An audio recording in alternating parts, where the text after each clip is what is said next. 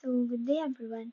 Ngayon is pag-uusapan natin yung 4 most important elements na that make life possible.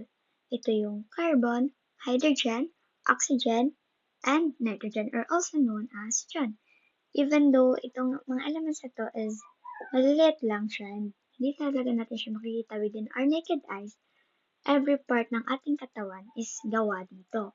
Yung ating skin, muscles, blood, bones, and even yung DNA natin is nagko-contain ng mga elements na to.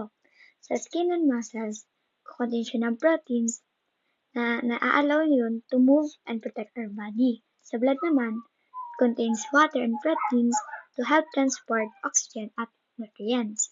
Sa DNA naman is carries our genetic information. So, yung mga scientists, natawag nila itong molecules of life kasi kapag wala ito, yung living organisms natin is hindi siya mag-exist. So, by understanding siya, we can better understand how the human body works, paano siya nag-work, and bakit importante yung proper nutrition and yung health. So, bago ko explain kung ano yung meaning ng tiyan, is alamin muna natin yung learning objectives. So, by the end ng presentation, dapat is ma-identify natin yung 4 elements na nagme-make up sa at most of our body and ma-explain bakit nga ba ito importante. So, dapat is maintindihan din natin kung bakit itong mga elements na ito is paano siya nakakapag-help sa ating cells function and paano natin ma-obtain siya through breathing, drinking water, and eating food. At lastly is dapat ma-connect din natin itong mga elements na to sa healthcare kasi yung mga doctors, nurses, at saka medical laboratory scientists is ginagamit itong knowledge na to para mas maintindihan yung mga diseases and para ma-maintain natin yung human health. So, if we could break apart a human cell into its individual elements at saka i-weigh natin each one, madidiscover natin na ang oxygen ang pinakamalaking percentage with 63%, followed by hydrogen na 25.2%, carbon 9.5%, and lastly is nitrogen with 1.4%. Together, itong 4 elements na to is nagme-make up siya ng 99% of the mass of our cells. So, it means na almost everything na nasa loob ng ating katawan is made from these 4 elements. Although, meron din tayong ibang elements na sa ating katawan, kagaya ng calcium, phosphorus, sodium, tsaka iron. Present siya pero in smaller amounts. John is special siya kasi itong elements na to is these elements form the molecules needed for life. So, imagine mo lang na nagme-make ka ng fruit salad where 99 out of 100 ay yung 4 na kinds of fruit lang yung nasa loob. So, maintindihan mo talaga na kung gaano ka-dominant yung tiyon sa ating katawan. So, ano nga ba yung tiyon? It is an acronym na stands for carbon, hydrogen, oxygen, and nitrogen. Itong 4 elements na to is consider siya as building blocks of life. Kasi, they combine in different ways para makapag-form ng carbohydrates, lipids, proteins, and nucleic acids. Sa carbohydrates, provide energy, lipids store energy and protect organs, proteins builds and repair tissues, and nucleic acids store genetic information. Itong biomolecules na to is necessary siya for growth, energy production, repair, and reproduction. Kapag isa sa elements na to is mawawala, the body will not be able to function properly. So, ano nga ba ang? So, let's first explain carbon. Carbon is tinatawag siyang foundation of life kasi it can form bonds with many other atoms, including yung sarili niya. This special ability is naalaw yung carbon na mag-create ng millions of different compounds. Every major biomolecule in the body is nagko-contain siya ng carbon. Sa carbohydrates, nagko-contain siya ng carbon and provide energy. Lipids, kapag store ng energy, proteins, helps build tissues, and DNA stores genetic information. So, yung carbon kasi is parang siyang Lego blocks. So, a few Lego pieces is pwede ma-connect in many different ways para makapag-create ng different structures. In the same way, carbon atoms natin is pwede siyang i-combine into countless ways para makapag-make ng molecules na kailangan natin sa ating buhay. Examples yun as glucose, DNA, and lipids. Sa glucose, contain siya ng carbon and may serve as main source of energy for our cells. DNA naman, meron din siyang carbons and kinetic instructions na nagkakil sa ating body's functions. Lipids is rich in carbon and nakapag-store ng energy, protect organs, and insulate the body. Ano nga ba ang functions ng carbon sa ating katawan? So, yung carbon is meron siyang mga important roles sa ating katawan. It forms carbohydrates that our cells use for energy. Nakakapag-form ng fats para i-store yung excess energy para sa future use, and nakapag-form ng protein para makapag-build ng muscles and repair damaged tissues. And nakapag-form din siya ng DNA and RNA para makapag-carry ng genetic instructions.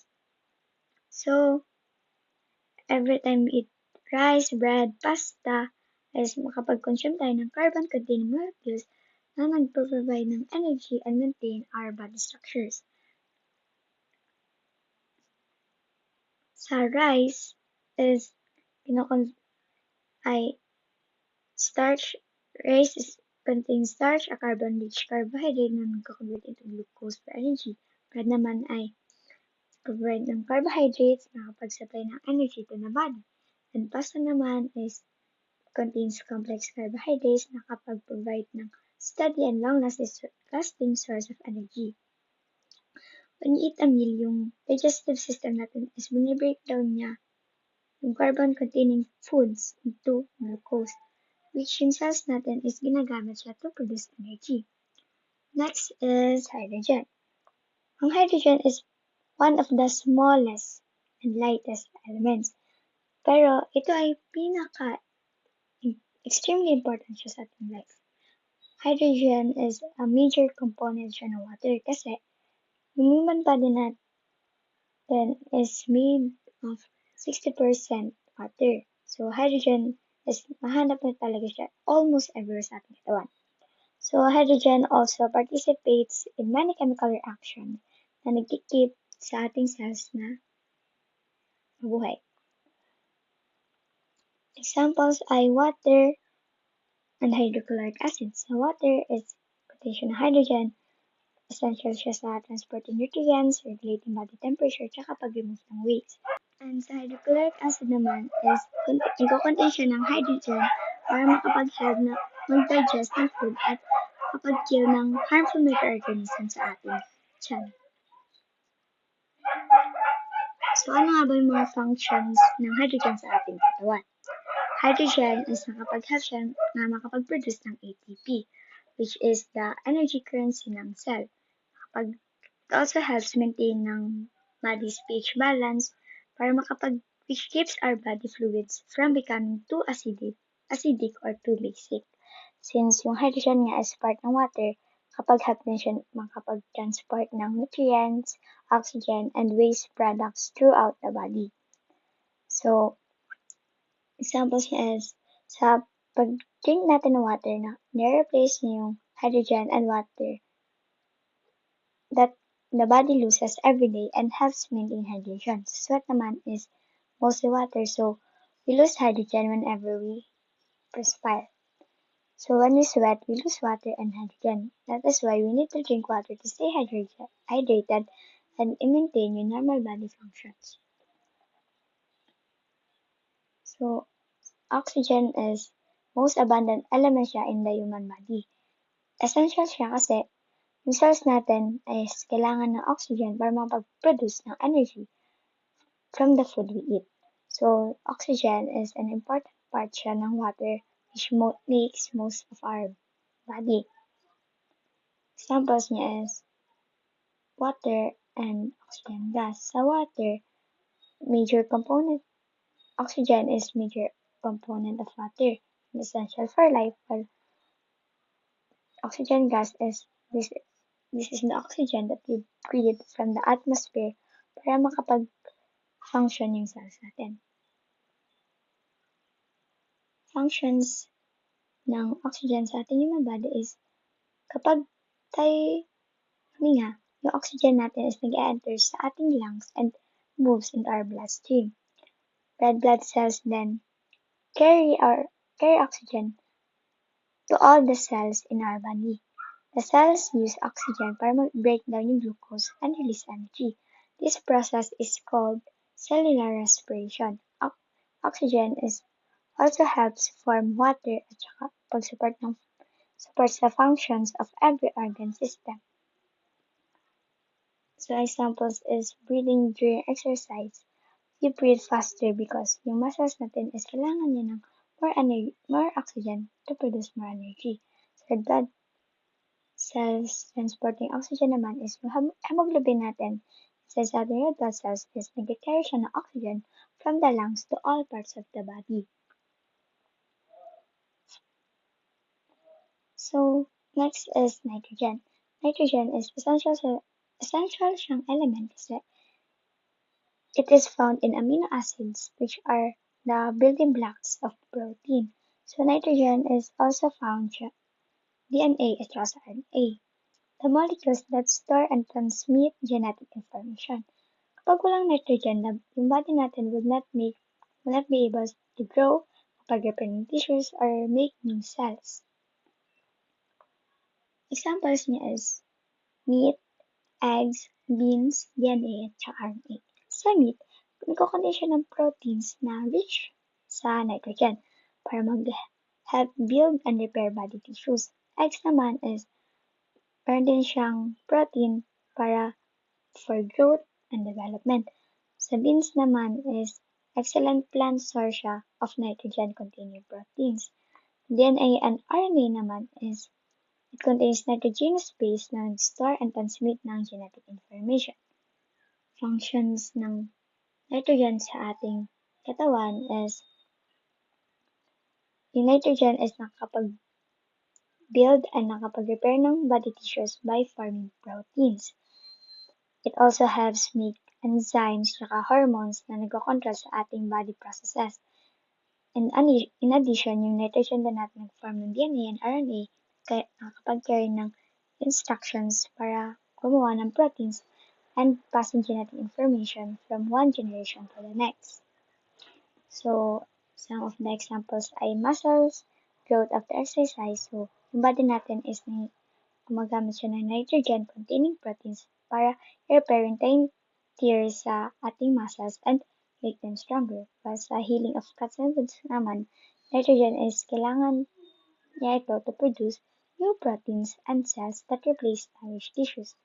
Kapag nag-exercise ka, yung muscles natin, mas nagiging stronger and yung body natin is nag-use ng nitrogen-containing proteins para repair and build yung muscle tissue. So, real life and clinical applications ng CHON is we depend on CHON every day. So, we obtain oxygen through breathing, yung hydrogen and oxygen ay through drinking water, yung carbon naman ay through carbohydrates, and nitrogen through protein-rich foods.